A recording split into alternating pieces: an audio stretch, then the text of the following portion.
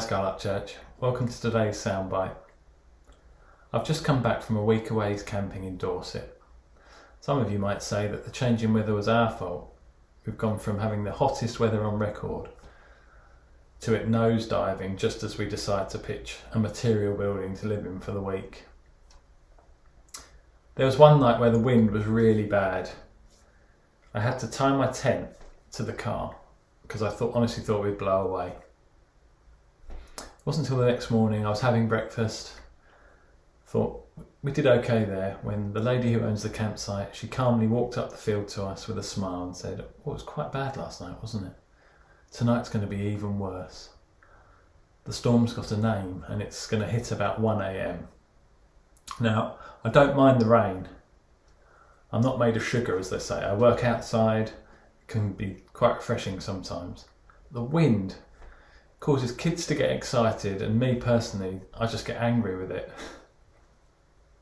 We decided to weather the storm. Went to sleep, and sure enough, around 1 a.m, woke to the sound of the wind. The tents flapping and flexing round us. Things banging in the night. All these thoughts go through your head, like, what was that? What's broken? Are we going to be okay? The wind was so powerful at times, we actually took off and landed again as the gusts got under the tent and lifted us. It was quite an exciting evening. About 4 a.m, the flapping got louder. I went to investigate and 3 of my eyelets had torn off the tent, causing it to become a bit of a sail.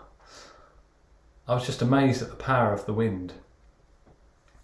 We did what we could, we got through. The sun came back up, we laid through the sunrise, panicking, listening to every small noise, thinking what's going to happen next. But nothing did. The wind just blew, the tent flexed, a few eyelets broke, but we were fine. It's only been since we got back that I've reflected on that night, on the power of the wind. It was just so strong and powerful, and yet you can't see it. Something invisible that affects us physically, and definitely me mentally that night.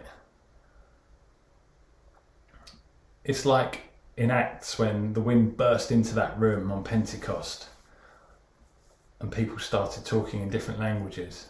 What an exciting yet scary time that must have been. I'm sure it was way more intense than the 60-mile-an-hour gusts on a field in Dorset.